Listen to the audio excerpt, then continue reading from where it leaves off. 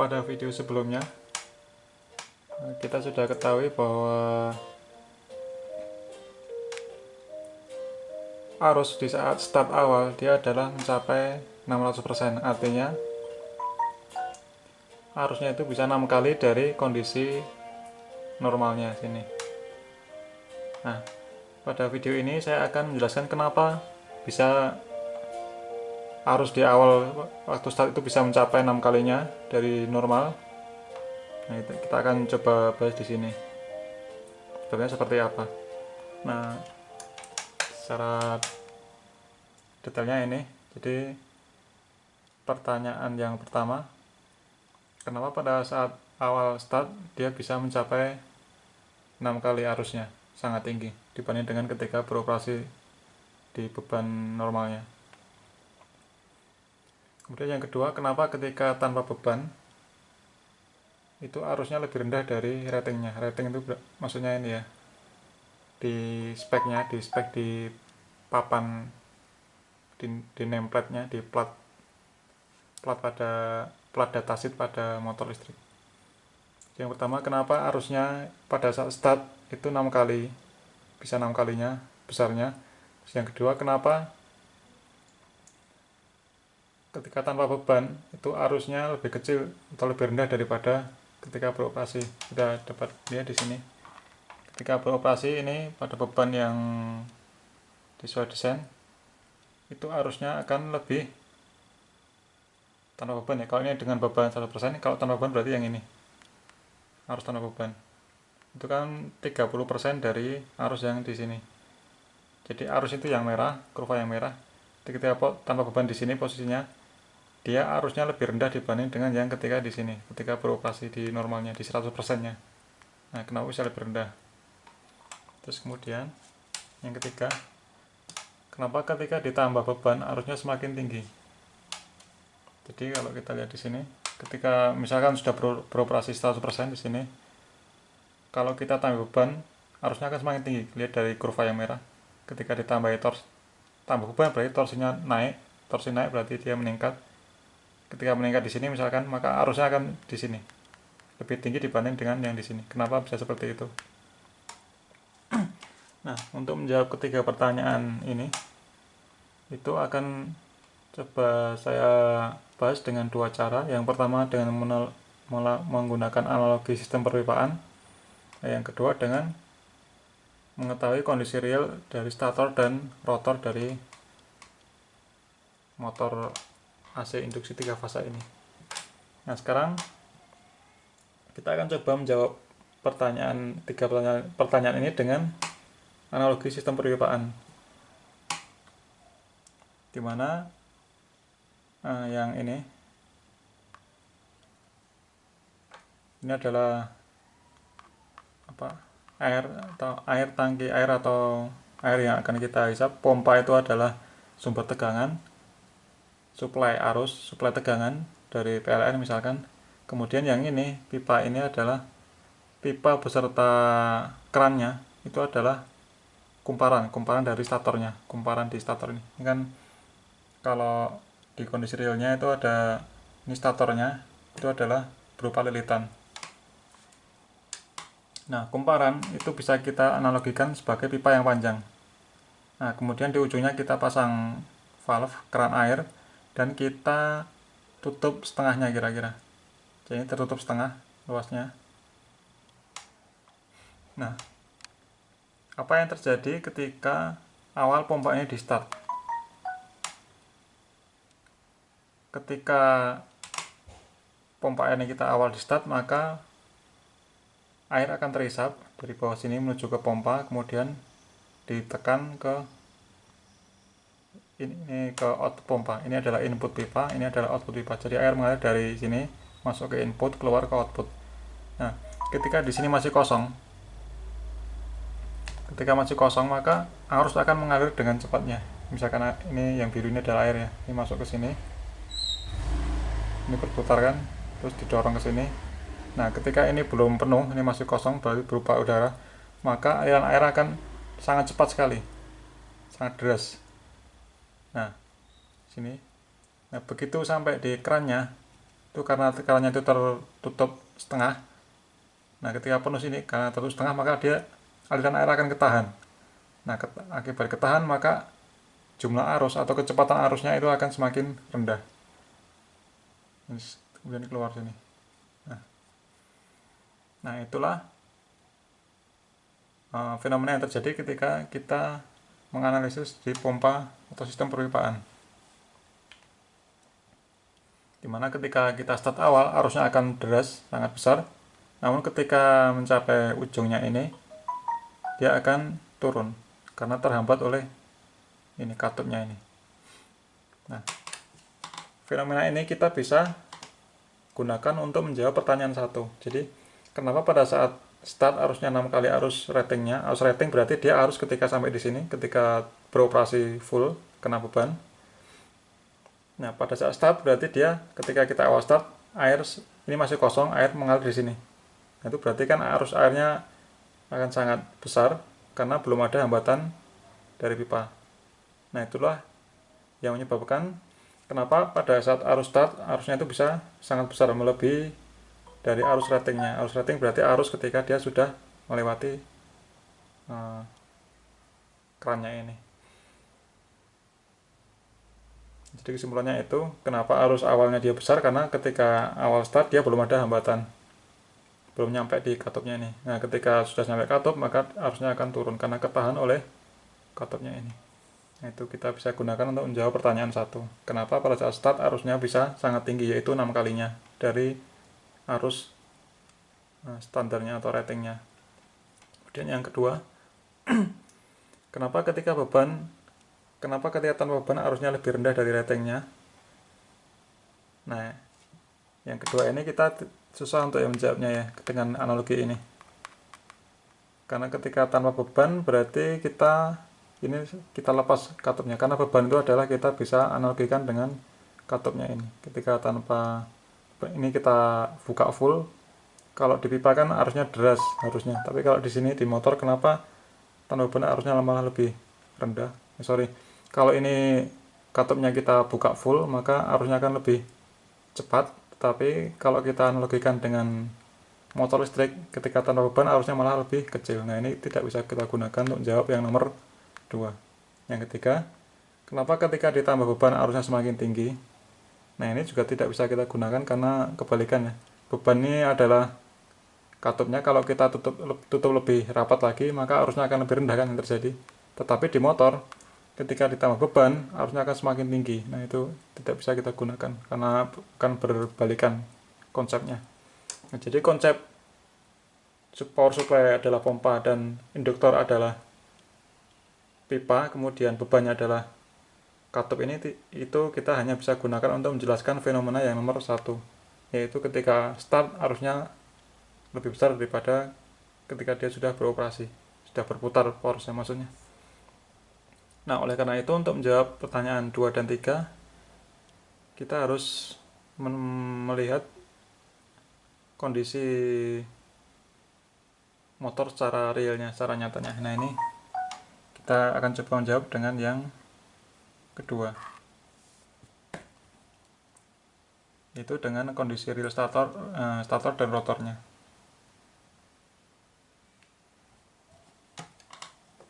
Nah, ini adalah kondisi konstruksi dari motor listrik induksi AC, dimana ini terdiri dari 2 kutub atau 2 pol ya, pol yang atas utara, yang ini selatan. Nah, pada motor listrik ini adalah stator, yang kutub utara selatannya stator, dan berupa elektromagnet atau berupa lilitan. Jadi ini lilitan yang nanti kalau kita aliri arus terbentuk magnet, ini juga sama. Jadi lilitan yang ketika kita aliri listrik terbentuk magnet. Dimana kita buat atau kita desain bahwa yang atas adalah utara, yang bawah adalah selatan. Nah, pada motor listrik AC induksi itu kan ketika kita aliri arus sumber listrik AC bolak-balik, maka magnet atau elektromagnet ini dia akan berputar kan, berputar, itu namanya putaran medan magnet, kita sebut atau medan magnet yang berputar. Nah, itu adalah magnet yang berputar. Meskipun statornya diam, tapi kemagnetan yang terjadi itu akan berputar. Nah, ini sebagai contoh kita anggap aja putarannya adalah berlawanan arah jarum jam. Nah, itu yang terjadi pada stator. Jadi stator itu menghasilkan magnet yang berputar. Nah, kemudian yang rotor, ini statornya, dan kita bahas rotor. Rotor itu terdiri dari kumparan-kumparan. Ini saya gambar dua kumparan aja. Jadi kumparan yang pertama yang biru, kumparan yang kedua misalkan yang merah. Kenyataannya ada banyak kumparannya. Nah, yang biru itu hadapnya ke sini ya. Jadi kumparan ke sana, dalam sana, kumparannya yang biru. Kemudian yang merah itu gini. Jadi yang biru itu ini, yang garis yang biru yang ini memotong dari kutub magnetnya, yang ini tidak, dia sejajar dengan magnetnya. Nah, apa yang terjadi ketika magnet ini berputar? Ketika magnet berputar, maka rotor ini karena berupa kumparan, dia akan menghasilkan magnet yang melawan dari magnet ini. Sebagai contoh, untuk dasarnya ini seperti ini. Kita akan belajar induksi elektromagnet atau induksi EMF adalah induksi tegangan atau induksi arus. Nah, ini contoh kumparan itu adalah yang ini, yang rotornya. Kemudian yang ini, magnet ini itu adalah yang statornya. Nah, ini contohnya magnet permanen. Nah, ketika kita punya magnet, kita dekatkan, kita gerakkan mendekat, maka pada kumparan ini akan muncul arus yang menyebabkan magnet yang melawan dari magnet ini. Jadi pada kumparan akan muncul magnet yang menyebabkan kutub-kutubnya itu akan melawan dari magnet permanen ini. Nah, oleh karena itu pada kumparan ini akan muncul arus yang arahnya gini, sesuai dengan tangan kanan ya. Jadi arahnya dari dalam sini keluar, kan miring gini bentuknya, dalam sana keluar sini. Nah, arusnya seperti ini, maka akan muncul utara. Ini jempol kita kan utara. Utara ketemu utara berarti dia tolak menolak. Nah, itulah konsep dari induksi elektromagnet. Jadi kalau dia didekati dia menolak, kalau kita tarik dia akan menarik. Jadi kalau kita dekatkan ini menjadi utara, kalau kita tarik sini supaya dia menghalangi gerakan ke sini, dia akan menjadi selatan. Ya, jinak-jinak merpati, ketika kita dekati dia lari menjauh, kalau kita tinggal dia akan mendekat. Nah, gitulah kira-kira. Nah, tegangan elektromagnetik, tegangan EMF atau induksi elektromagnet, atau ya dalam hal ini tegangan ya, karena dia muncul arus maka akan muncul tegangan juga kan. Nah, tegangannya itu dirumuskan sebagai berikut: N delta flux, artinya itu delta garis gaya magnet, perubahan garis gaya magnet yang akan menembus kumparan ini, per delta T. Berarti kecepatan perubahan atau kecepatan perubahan dari medan magnet yang melalui kumparan. Nah, dari rumus ini kita bisa ketahui bahwa semakin besar perubahan medan magnetnya, itu akan menghasilkan tegangan EMF yang besar. Jadi semakin cepat kita gerakkan magnetnya ke mendekati atau menjauhi kumparan, maka tegangan yang terjadi itu akan semakin besar. Tegangan yang besar akan menghasilkan arus yang besar. Jadi semakin cepat kita gerakkan, dia akan semakin besar arus yang terjadi. Nah, itulah konsepnya. Nah, dari konsep ini kita bisa bawa ke sini. Jadi semakin cepat kita gerakkan medan magnet ini ke kiri dan ini ke kanan, maka pada rotor itu akan menghasilkan magnet yang akan melawan dari gerakan magnet ini, gerakan statornya. Sebagai contoh, kita akan tinjau yang warna biru. Ketika utara itu bergerak ke kiri dan ini kan jadi mutar ya, mutar gini. Ini berputar berlawanan arah jarum jam, berarti ini ke kiri, ini ke kanan. Karena ini kumparan, maka pada kumparan ini akan menyebabkan magnet yang melawan dari gerakan magnet ini, yang statornya ini. Nah, kita lihat yang biru dulu. Yang biru kemungkinan terjadi magnetnya ada dua, yaitu gini, karena dia menghadap ke dalam, arusnya akan ke dalam sana, sini utara, yang sebelah kiri utara, sebelah kanan selatan. Atau gini, arusnya akan ke sini, jadi gini, ini utara, ini selatan. Nah, satu-satunya yang bisa melawan dari gerakan ini, gerakan stator ini adalah ketika arusnya seperti ini. Ini ke bawah, ini ke atas. Nah, ketika arusnya seperti ini, maka yang ini adalah utara, yang ini selatan. Nah, ini utara, berarti ketika kita gerakkan ke sini, dia akan melawan ini, akan dilawan oleh utaranya yang biru ini. Begitu juga dengan selatan. Dengan selatannya bergerak ke kanan, ini ada selatan, maka selatan ini akan tolak menolak dengan yang selatan bawah ini. Akibatnya apa? Akibatnya karena ini nggak ada yang menahan, yang ditahan ada, yang menahan adalah ini ada bearingnya, nggak ada yang menahan, maka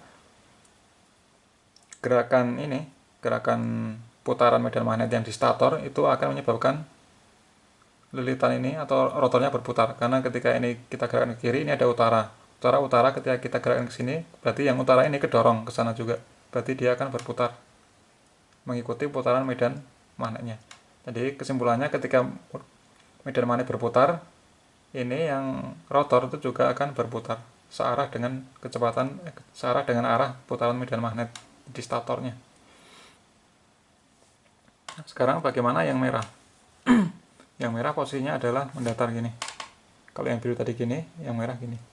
Nah, yang merah itu magnet yang terjadi kemungkinannya ada dua.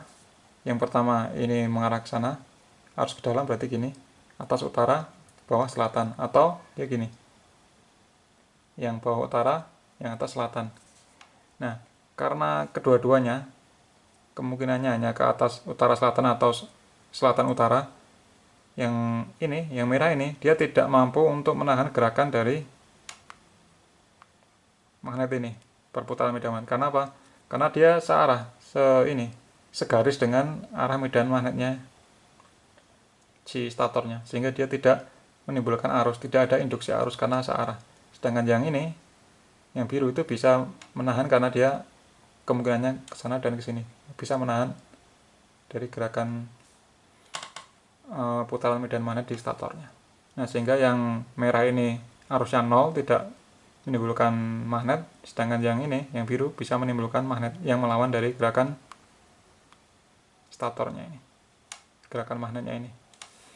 Nah, itu konsep induksi arus atau induksi elektromagnet atau induksi EMF, electromotive force. Nah, sekarang apa hubungannya dengan yang ini? Kenapa pada saat start arusnya 6 kali dari arus ratingnya? Nah, pada saat start itu berarti kondisi rotor diam. Kemudian ini mulai bergerak di awal-awal. Ketika di awal bergerak ini masih diam. Nah, itu kenapa arus yang terjadi yang biru ini besar, bisa 6 kalinya. Itu kita kembali ke konsep yang ini. Nah, ketika awal berarti yang ini, yang rotornya diam, yang ini bergerak. Berarti kecepatan gerakannya itu akan maksimal. Artinya akibat ini diam, ini bergerak, berarti ini sama dengan ini kecepatannya ini sangat besar, mendekati dari kumparan ini. Nah, kita lihat ini, semakin cepat gerakan mendekati kumparan, maka tegangannya yang terjadi akan semakin besar ini. Ini kecepatan perubahan atau kecepatan gerakannya. Semakin besar kecepatan gerakan, tegangan yang terjadi akan semakin besar. Semakin besar tegangan ini, berarti arus yang terjadi semakin besar. Nah, demikian juga ini, ketika dia ini diam, ini bergerak, berarti kecepatan gerakan kecepatan gerakan dari ini magnet ini akan maksimal atau paling besar, sehingga menyebabkan arus yang besar pada stator. Nah, ketika arus yang terjadi pada stator itu besar, maka arus yang melewati ketika arus yang terjadi pada rotor, arus induksi ini maksudnya, arus induksi ini besar karena ini cepat, bergeraknya cepat, ini bergerak, ini diam, jadi ini arusnya besar. Ketika arusnya ini besar, maka arus yang melewati dari lilitan, ini lilitan ya, elektromagnet, ini juga besar. Kenapa bisa seperti itu? Kita lihat dengan prinsip trafo ya. Trafo itu kan bekerja dengan prinsip induksi juga, induksi sama dengan ini. Jadi ini ada lilitan primer, ini ada lilitan sekunder. Atau ini lilitan in-nya, ini lilitan out-nya. Antara lilitan in dan lilitan out itu tidak terhubung kabel sama sekali, dia terpisah.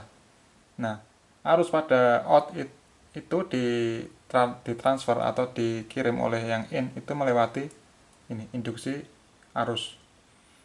Nah, dalam trafo itu kita ketahui bahwa power di in itu sama dengan power di out-nya. Power di in adalah tegangan in kalikan arus yang di in, sedangkan power out itu adalah tegangan outputnya dikalikan dengan arus outputnya. Nah, karena tadi yang arus yang terjadi pada ini sangat besar, ini adalah seperti lilitan out-nya atau lilitan sekundernya, sedangkan lilitan di sini adalah seperti di lilitan primernya. Ketika arus yang melewati atau arus yang dihasilkan pada rotor atau yang ini, yang lilitan sekundernya itu besar, maka dengan nilai power yang sama, Pin sama dengan Pout, itu kalau asumsinya tidak ada power loss, maka arus yang terjadi pada lilitan yang statornya itu juga besar. Kita lihat, kalau arusnya I-out-nya itu besar dengan power yang sama, berarti kalau I-out-nya besar, V kali I akan menghasilkan power yang besar. Ini akan berarti yang di PI-nya itu juga arusnya besar. Kalau yang ini arusnya kecil, yang I-nya juga arusnya kecil, karena adalah powernya sama. Nah, oleh karena itu ketika di start awal, karena ini kondisi masih diam dan ini berputar, maka kecepatan gerakannya itu akan maksimal, sehingga menghasilkan arus induksi yang besar. Karena induksi arusnya besar, maka di lilitan juga akan butuh listrik dari PLN yang besar juga. Nah, itulah yang bisa menyebabkan arusnya itu bisa 6 kali dari arus ratingnya, arus ketika dia sudah beroperasi. Nah, itu bisa kita terjawab yang pertanyaan nomor 1. Sekarang kita coba akan menjawab pertanyaan nomor 2, yaitu kenapa ketika tanpa beban arusnya lebih rendah dari ratingnya. Maksudnya tanpa beban itu dia sudah berputar tetapi tanpa beban, seperti yang di grafik ini. Ini putaran awal dia arusnya besar, kemudian ketika tanpa beban berarti torsinya minimal kan di sini, berarti dia arusnya kecil, hanya 30% dari yang full beban ini, 30%-nya. Nah, kenapa bisa terjadi arus yang kecil ketika tanpa beban? Jadi motor itu dilepas dari, misalkan dari pompanya, jadi hanya motor dan porosnya aja bebannya hanya poros yang tidak terhubung dengan beban apapun. Nah, ketika tanpa beban arusnya hanya kecil, yaitu 30%-nya dari yang rating yang ini di sini. Nah, kenapa bisa seperti itu? Nah, sekarang kembali ke sini. Tadi ketika start awal lihat gitu, dia berputar kiri, maka ini arusnya akan besar karena dia masih kondisi diam. Nah, ketika ini berputar dan ini sudah mulai bisa berputar, maka arus yang di lilitan ini, yang lilitan statornya itu akan kecil. Kenapa kecil? Kita lihat kembali ke sini lagi. Nah, ketika motor sudah berputar, beroperasi dan tanpa beban, apa yang terjadi? Yang terjadi adalah kecepatan ini kan tolak menolak. Karena ini ringan, maka ketika dia berputar ke sini, ini akan didorong ke sini juga. Jadi ketika statornya itu magnetnya berputar ke kiri, maka di rotornya itu juga akan mengikuti ke kiri karena utara dengan utara kedorong. dan kecepatannya itu hampir sama antara kecepatan putar medan magnet stator dengan kecepatan putar rotornya hampir sama karena tanpa beban, jadi ringan. Nah, apa yang terjadi ketika putarannya itu hampir sama, putaran antara magnet yang terjadi di stator dengan putaran di rotor hampir sama? Nah, ketika hampir sama itu berarti gerakan magnet permanen lilitannya itu akan pelan karena hampir sama kan. Kalau sama berarti dia diam, tidak ada gerakan, berarti nol karena tidak ada perubahan medan magnet yang masuk di kumparannya. Nah, sedangkan ini itu masih berputar tetapi tidak sama perputarannya, masih ada selisih. Nah, karena hampir sama, karena selisihnya sedikit, selisih kecepatannya itu sedikit, berarti itu sama dengan kalau dalam hal ini kita analogikan di sini berarti kecepatannya itu rendah. Kalau yang tadi awalnya dia diam dia bergerak, berarti dia cepat sekali masuknya. Nah, ketika sudah berputar tanpa beban karena ringan, maka ini hampir sama kecepatannya antara ini dengan ini. Kecepatan ini dengan kecepatan putar rotornya. Nah, ketika hampir sama dia akan masuknya pelan. Nah, ketika masuknya pelan berarti kecepatan gerakannya itu lambat. Sesuai rumus ini, maka tegangannya terjadi itu rendah. Ketika rendah berarti arusnya juga rendah.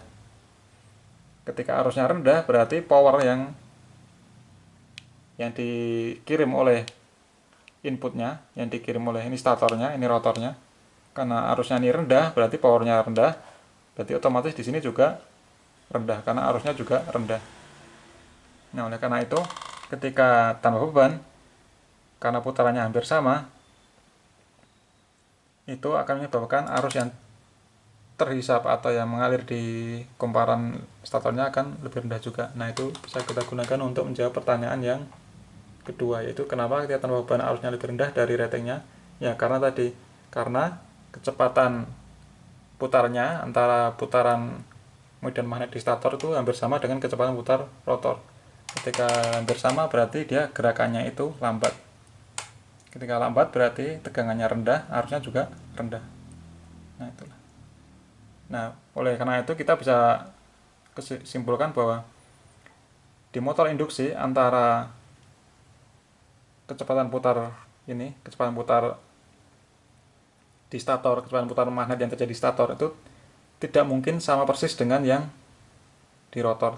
Jadi kecepatan putar ini tidak mungkin, kecepatan putar rotornya ini, putarannya rotor ini tidak mungkin sama persis dengan kecepatan putar medan magnetnya. Kenapa? Karena sama berarti tidak ada perbedaan kecepatan. Tidak ada perbedaan kecepatan berarti dia seperti seakan-akan ini diam. Ini magnetnya diam, ini juga diam. Ketika diam tidak ada kecepatan, tidak ada gerakan, tidak ada perubahan medan magnet yang melalui kumparan, berarti tegangannya nol. Tegangannya nol, arusnya nol. Berarti tidak mungkin ada. Pasti ada, tidak ada selisih kecepatan meskipun sedikit ya. Nah, itu bisa kita gunakan untuk menjawab pertanyaan yang nomor 2. Nah, sekarang kita coba menjawab pertanyaan ketiga. Yang ketiga, kenapa ketika ditambah beban arusnya semakin tinggi? Kita lihat di grafik ini. Misalkan dari beroperasi 100% sini, ketika ditambah beban artinya ditambah torsinya dinaikkan, maka arusnya juga meningkat. Karena yang merah sama dengan biru kan hampir berimpit ya. Jadi ketika torsinya kita naikkan, bebannya dinaikkan, maka arusnya juga naik. Nah, kenapa bisa seperti itu? Nah, ini kita bisa jawab pertanyaan ini hampir sama dengan nomor 2. Ini berputar. Tadi tanpa beban ya. Tadi tanpa beban berarti kecepatan putar rotor yang ini itu hampir sama dengan kecepatan medan magnet yang di stator. Nah, ketika diberi beban, ditambah beban berarti pada poros rotor ini itu semakin ditahan. Nah, akibatnya semakin ditahan berarti kecepatan putarnya itu akan melambat. Nah, akibat melambat berarti perbedaan kecepatan putarnya itu semakin tinggi antara stator dan rotornya. Nah, istilahnya slip ya. Perbedaan kecepatan putar antara medan magnet dengan kecepatan putar rotor itu adalah slip namanya. Nah, kecepatan putar medan magnet ini dinamakan putaran sinkron, dan kalau yang ini itu dinamakan dengan kecepatan putar poros. Nah, kecepatan ketika torsinya itu dinaikkan artinya poros semakin ditahan gitu, berarti slipnya itu yang terjadi semakin besar. Jadi perbedaan kecepatannya itu akan semakin besar dibanding dengan yang tanpa beban. Akibatnya apa? Akibatnya itu magnet itu akan bergerak semakin cepat dibanding dengan yang tanpa beban. Ketika pergerakannya semakin cepat karena slipnya semakin besar, berarti tegangannya semakin besar, arus juga semakin besar. Nah, karena arus semakin besar di ini berarti sama dengan yang di rotor. Berarti ini arus yang di rotor, ini adalah yang di statornya. Ketika arus di rotor itu semakin besar, berarti karena powernya sama, berarti arus yang mengalir di stator itu juga semakin besar karena powernya sama. Ini sama. Power in sama dengan power out. Ketika I-nya ini besar, asumsikan V-nya sama. Ketika I-nya besar, maka ini P out-nya juga besar. Maka yang PI, yang arus yang di ini inputnya di statornya itu juga besar. Nah, oleh karena itu ketika ditambah beban, berarti arus yang mengalir di stator, artinya arus yang kita hisap dari PLN itu juga besar. Nah, dengan demikian ketiga pertanyaan sudah kita jawab dengan, ya sorry agak panjang lebar. Nah, jadi kesimpulannya saya ulang lagi. Kenapa pada saat start arusnya 6 kali arus ratingnya?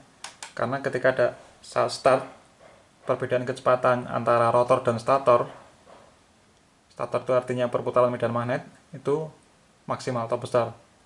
Nah, ketika perbedaan putarannya itu besar, berarti menghasilkan arus yang besar pada rotornya, arus induksinya besar, sehingga arus yang terjadi pada stator juga besar. Nah, kenapa ketika tanpa beban arusnya lebih rendah atau paling rendah daripada arus ratingnya? Karena ketika tanpa beban, putaran yang terjadi pada rotor itu hampir sama dengan putaran medan magnet pada stator, atau istilahnya slipnya itu kecil. Ketika slipnya kecil, berarti arusnya juga kecil yang dihisap oleh motor melewati statornya. Nah, kenapa ketika ditambah arusnya semakin tinggi, arus yang terjadi di statornya atau yang kita hisap dikonsumsi oleh motor listrik? Karena ketika torsi ditambah atau beban ditambah, itu slipnya itu lebih besar dibanding dengan yang tanpa beban. Ketika slipnya lebih besar dibanding dengan tanpa beban, berarti arus yang terjadi pada rotor, arus induksinya itu lebih besar, dan karena arus pada rotor itu besar, maka arus yang terjadi pada stator itu juga besar. Arus yang terjadi pada stator itu adalah arus yang dikonsumsi oleh motor itu. Demikian penjelasan dari saya, semoga bermanfaat. Terima kasih.